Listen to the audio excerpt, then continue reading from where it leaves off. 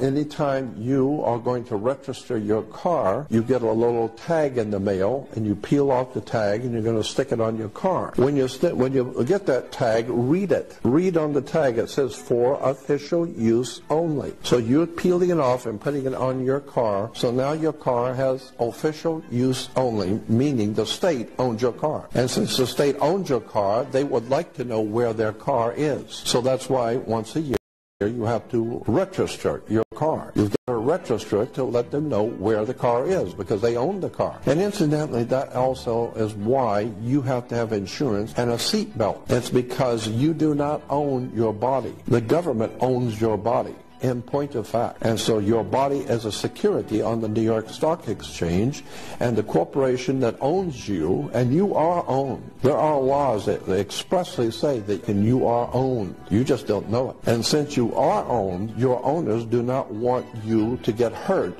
so that they have to take care of you, because you're a security on the New York Stock Exchange. So you must carry insurance. Well, I mean, that makes sense if you've got a stock on the stock market. If you can insure it, that's even better. And so that's why you have to have a license. You have to have insurance. You can't get married without a license, because everything in our life is a business. The truth is hidden in plain sight, and this is how they hide everything. If you are looking for the knowledge. I was watching this excellent video here by Paul Whitewick, and what it is he was talking about Walbury Hill, which is right next to Coombe Hill. Walbury Hill is a hill fort, and you know, well, let's just move on to the next bit. But anyway, thank you very much to the person that made bits of this video that I'm using. This guy, they're trying to look at who owns England, because when he went to Walbury Hill, he couldn't go in to that field. It was locked. This video wasn't made very long ago, a few weeks ago, and so he found that going to look at it, it was locked. So it's a bit like comments would say, well, just try and find out who owns the land and ask them if you can use it. And of course it wasn't as easy as that, and then he goes into his story about what he finds, and then he talks to this person here who's written a book about who really owns England. Okay, so all that is absolutely fascinating, but it's also quite upsetting, because they're talking about Inkpen Hill. It's just down the road. You know, you think your country is yours, but then you realise it isn't. But he couldn't get in there. I just want to say this. Because they can't tell us what we're really living in and what they've done, it's a bit like they say, oh yes, Walbury Hill is on top of the North Wessex Downs, and in southern England is the tallest point. Yeah, I suppose if you just look at it being on top of the Wessex Downs and then measure it there, and it does say that Inkpen, this Walbury Hill, is the tallest point in southern England. But it's not just that. The Wessex Downs at Swindon, I looked it up, Blunsdon Hill they call it, it's got a peak on it. They don't do peaks for hills, but they do peaks for mountains. And it's very strange, because the Wessex Downs, even though they're called downs, and it's quite flat up here. There are hills, but I'm just saying it has to be quite flat because we're living here. But it is on top of that hill with a peak, and the peak is a mountain.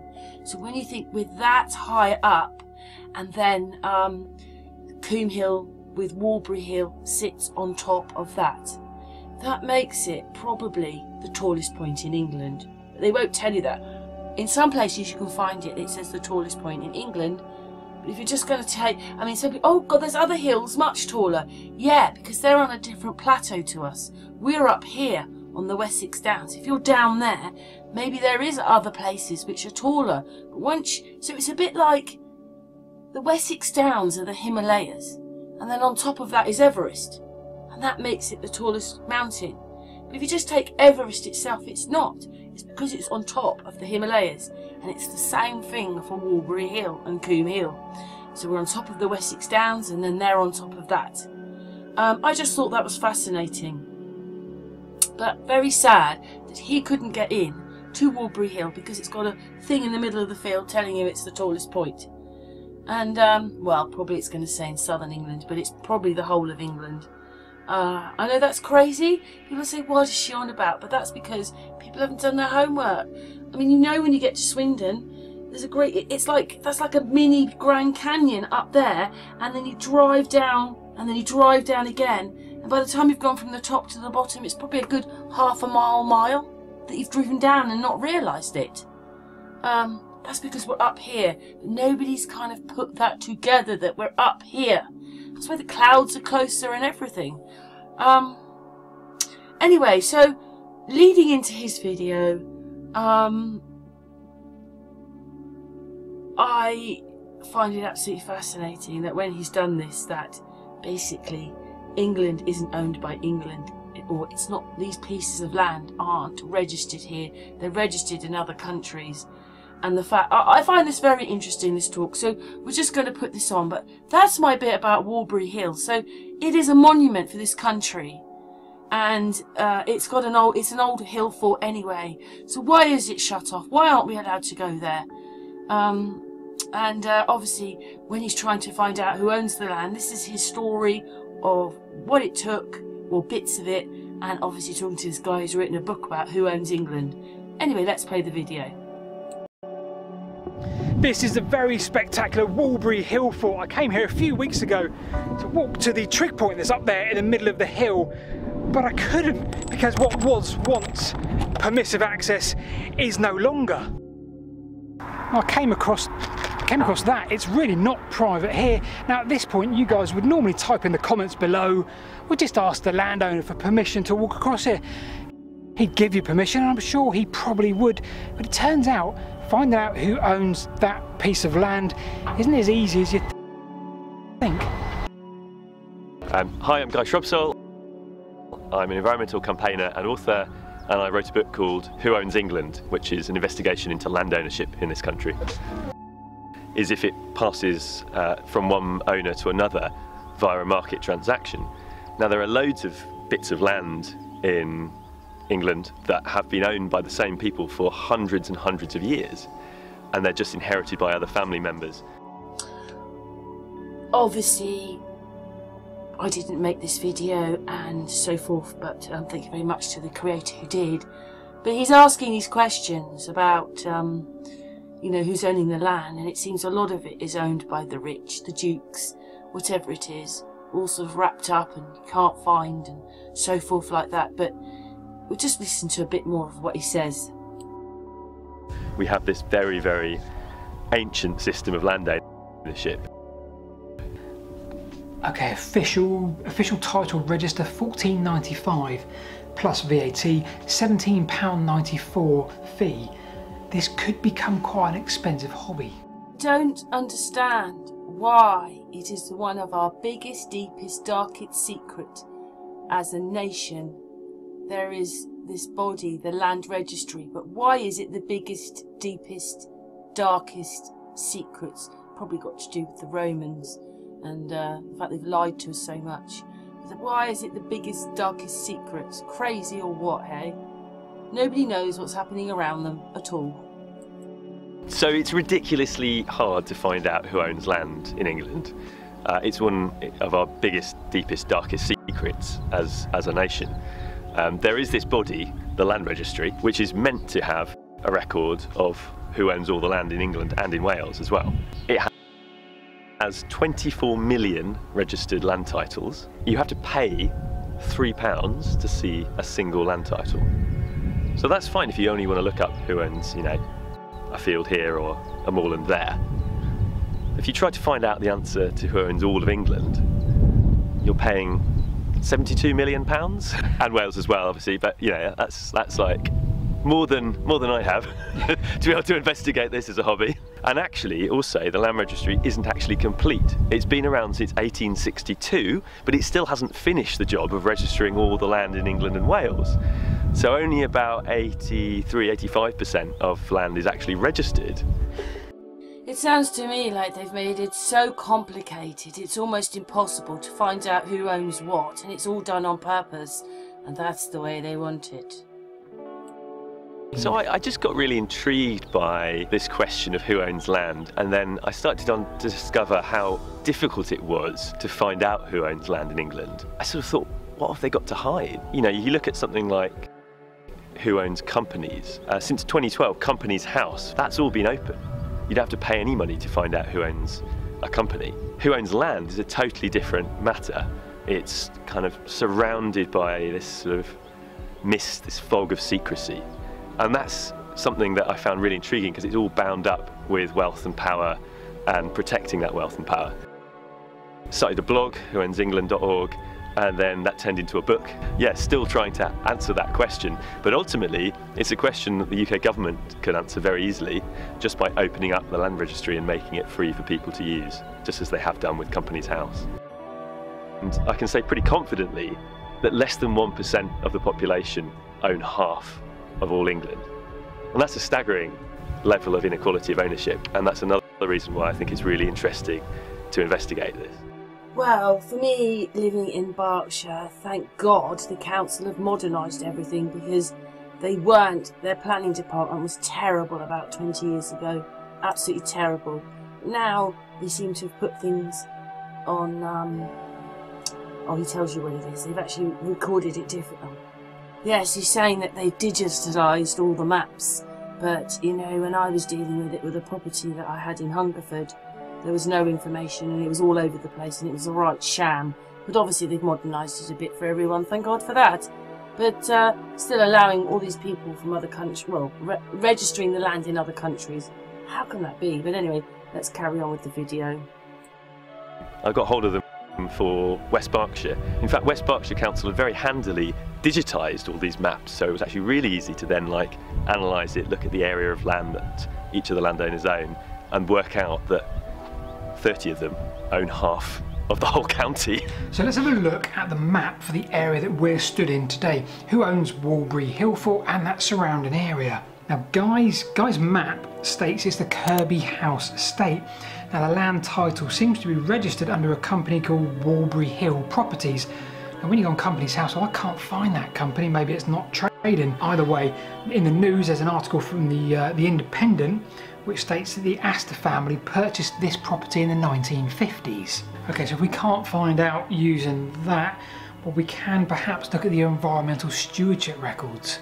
What exactly are they? Another way to try and find out who owns land in your area is to look at the farm payments, the farm subsidies that many farmers and landowners get from the government. In particular, there's been a scheme called environmental stewardship that has run in the past. It doesn't actually run now anymore. There's a whole new system post-Brexit.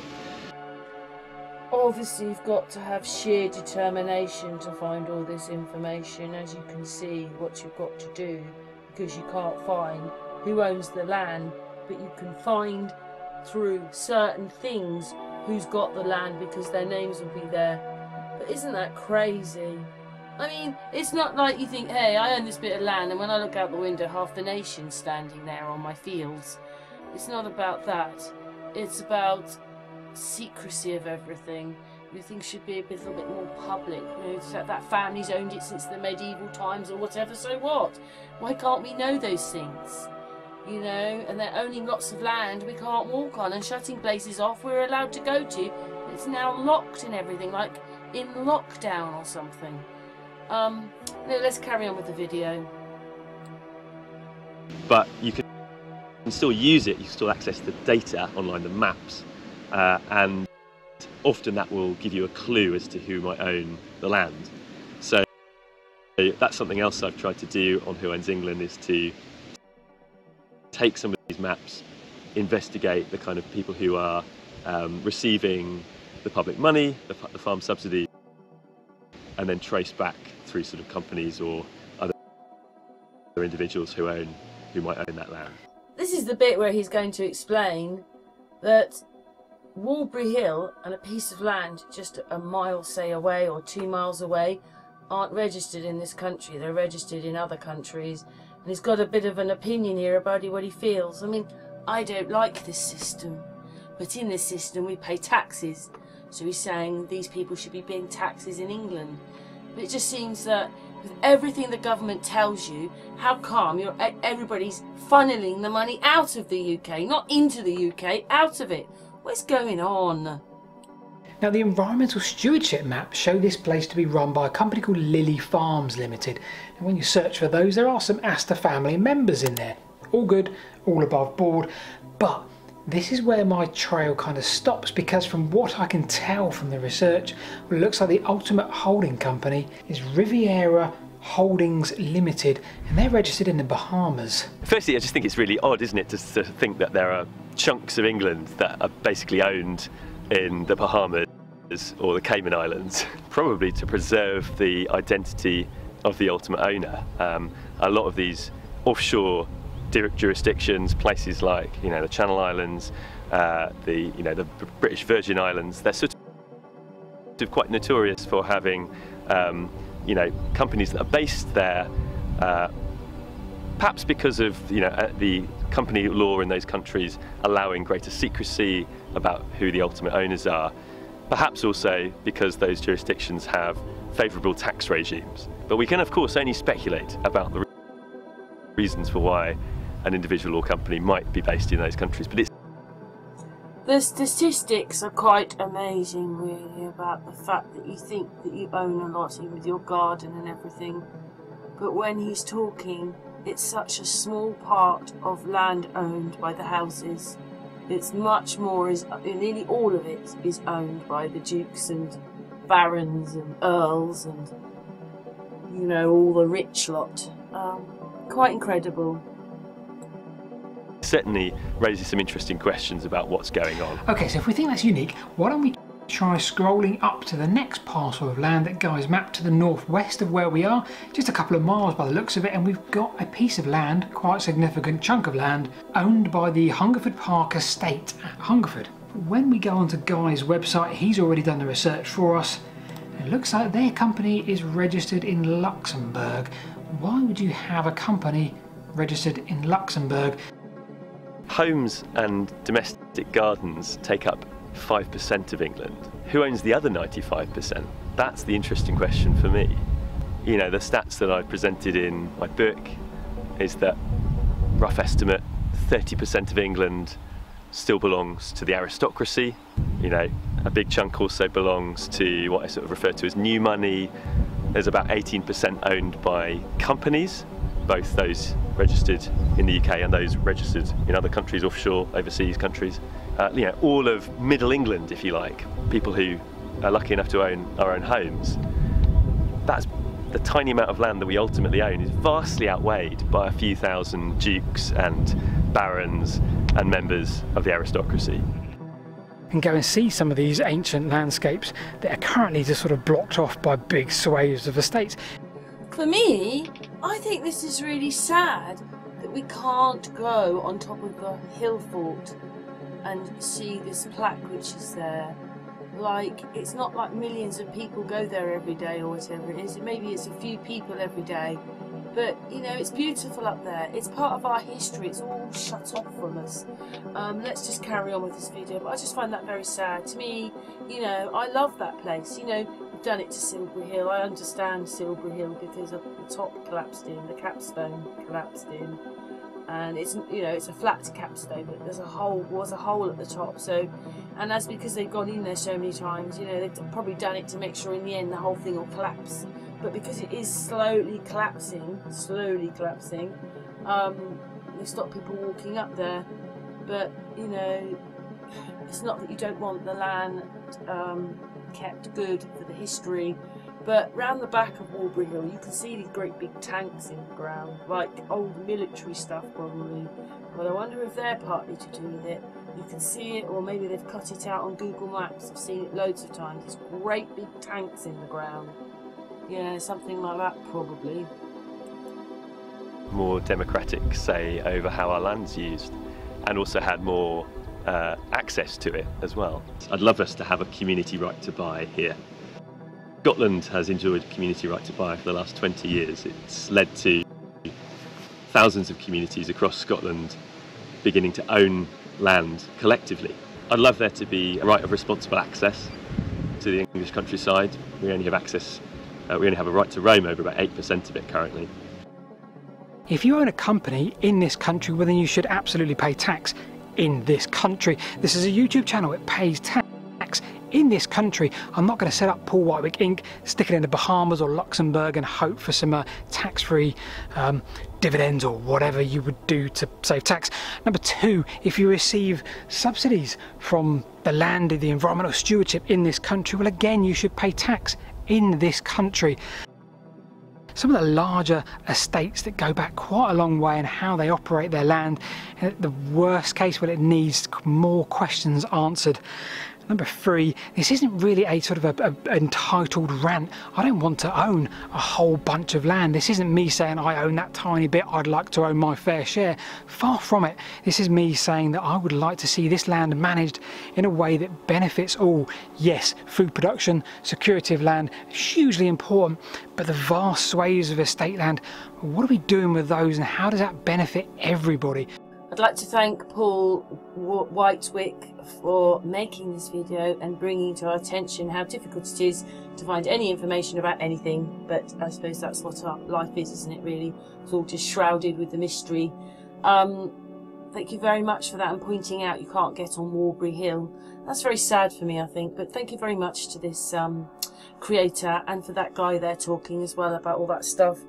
Anyway, it's just another point of view, and obviously when I see things I like to show people. Hopefully he doesn't mind me sharing a bit of his video, but obviously his video is longer and has a bit more stuff in it. But thank you very much to him, thank you very much to everybody for watching this video. When you look at these houses, even though maybe today they don't particularly look high-tech or new, to have this sort of, what's the word? To have this knowledge and be able to build these houses such a long time ago with such a lack of equipment to help them put them up, they're quite incredible. I mean, Jacobean houses, basically the top is bigger than the bottom on a lot of the houses. Most of them are, well, they've got wood in and patterned, but some of them, oh dear, fight outside, some of them are stone. But when you see the marvelness of it all, how could they say that these people were backward? It's always amazed me that, and so forth. You know, I mean, look at that great big piece of wood in there. I mean, maybe that's been replaced over the years, but when they made it, it keeps this building up off the ground. Amazing. And they had the technology to do it. Anyway, watch the little pictures.